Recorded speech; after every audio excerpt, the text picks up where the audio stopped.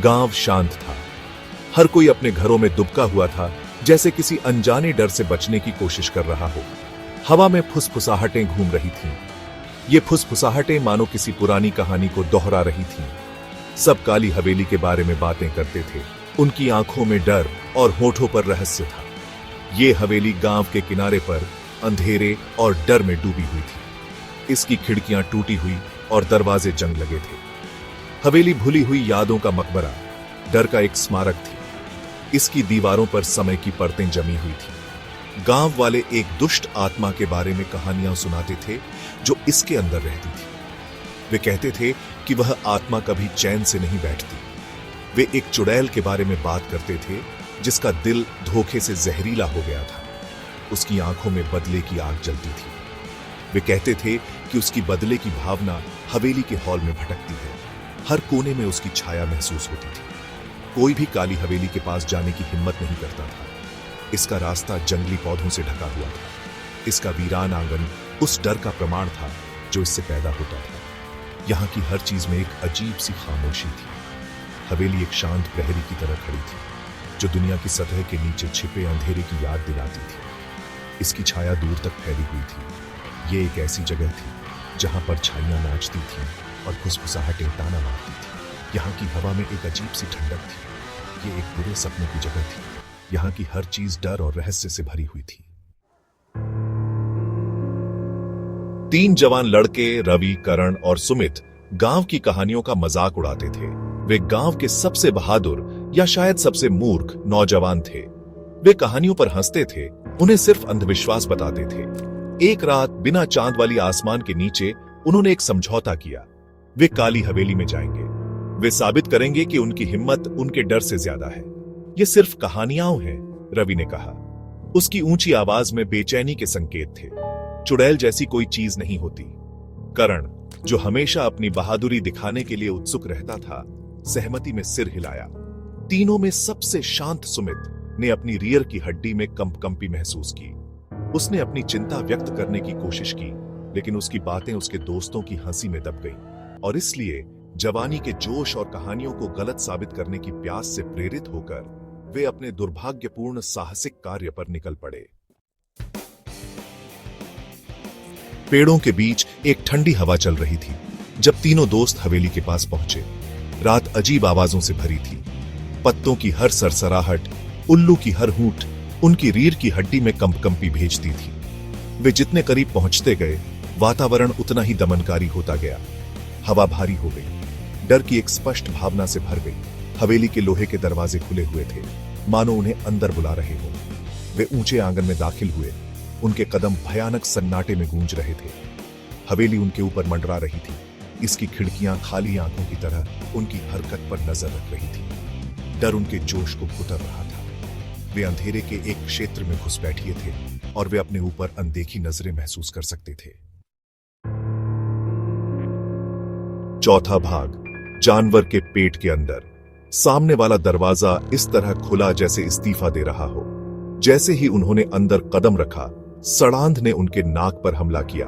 हवा धूल और सड़न की गंध से भर गई थी, जो सालों की उपेक्षा का प्रमाण थी। हर कोने से मकड़ी के जाले लटक रहे थे और सन्नाटा केवल उनकी खुद की सांसों की आवाज से टूट रहा था। वे सावधानी से हवेली में घूम रहे थे। उनके कदम संगमरमर के फर्श पर गूंज रहे थे। वे जिस भी कमरे में दाखिल हुए, वह सड़ांध और वीरानी का चित्र था। फीकी भव्यता उस समय की ओर इशारा करती थी जब हवेली जीवन से भरपूर थी। अब यह एक खोखला खोल था, भूले हुए सपनों का मकबरा। वे हवेली में एक उपस्थिति महसूस कर सकते थे जो उन्हें देख रही थी, उनके साथ खेल रही थी। 5वां भाग, डर का सामना। वे एक लंबे अंधेरे गलियारे के अंत में एक कमरे में पहुंचे। दरवाजा थोड़ा खुला था और अंदर से एक हल्की रोशनी निकल रही थी। रवि ने दरवाजा खोला और उनकी सांसें अटक गईं। कमरा साज सज्जा वाला था। बाकी हवेली को तबाह करने वाली सड़ांध से अछूता था। चूल्हे में आग जोरों से जल रही थी, दीवारों पर नाचती परछाइयां डाल रही थी, और आग की रोशनी में नहाई हुई एक ऊंची कुर्सी पर एक महिला बैठी थी।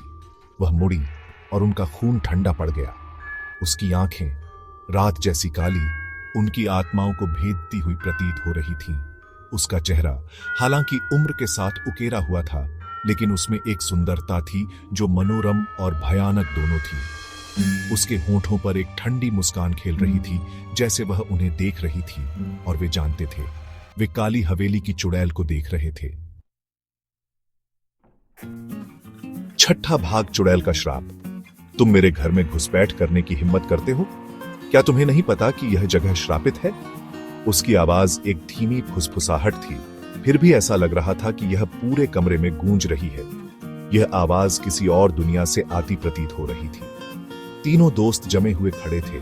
उनका जोश असली डर के सामने गायब हो गया था। उनके चेहरे पर भय की छाया साफ दिखाई दे रही थी। मूर्ख प्राणियों, उसने जारी रखा। उसकी आवाज मनोरंजन से भरी हुई थी, जैसे वह उनके डर का आनंद ले रही हो। क्या तुम लोग जिज्ञासा की कीमत नहीं जानते? यह जिज्ञासा ही तुम्हें यहां खींच लाई है। मैं कभी एक रानी थी, उसने कहा।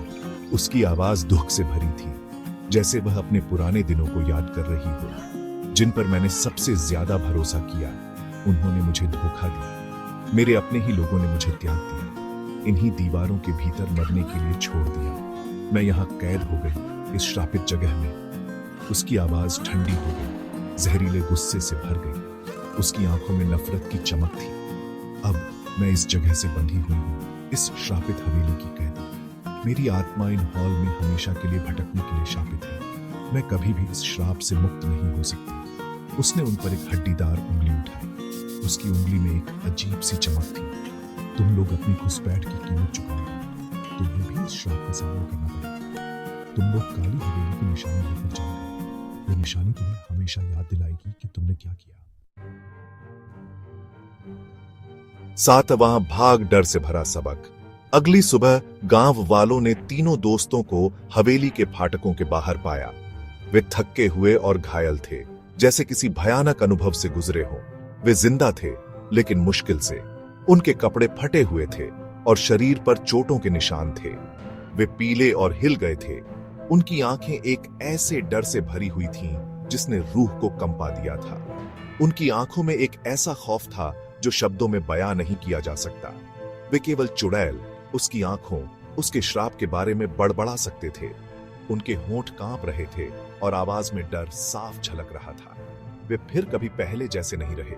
उनके चेहरे पर एक स्थायी डर की छाया थी जो कभी नहीं मिट सकती थी। गांव भी बदल गया था। वहां की हवा में एक अजीब सा सन्नाटा और डर का माहौल था। जवान आदमियों की हंसी बंद हो गई थी। उसकी जगह काली हवेली के नए सिरे से डर ने ले ली थी। अब उनकी बातचीत में सिर्फ हवेली की कहानियां और डर की बातें होती थीं। चुड़ैल के श्राप ने उनकी आत्माओं पर एक अमिट छाप छोड़ी थी। वे अब पहले जैसे निडर नहीं रहे, बल्कि हर समय एक अनजाने डर में जीने लगे। उन्होंने कहानियों को गलत साबित करने, अपनी बहादुरी साबित करने की कोशिश की थी, लेकिन उनकी हिम्मत ने उन्हें एक ऐसे अनुभव से रूबरू कराया जो वे कभी नहीं भूल सकते। लेकिन उन्होंने एक कठोर सबक सीखा था जो उन्हें जीवन भर सताता रहेगा। यह सबक था कि कुछ रहस्यों को छेड़ना नहीं चाहिए। काली हवेली बनी रही, जो दुनिया की सतह के नीचे छिपे अंधेरे का प्रमाण थी। यह हवेली अब एक चेतावनी बन गई थी, एक याद दिलाने वाला कि कुछ दरवाजे बंद ही रहने देना सबसे अच्छा है और कुछ रहस्यों को अनसुलझा ही रहने देना सबसे अच्छा है। यह कहानी अब गांव की चेतावनी बन गई थी।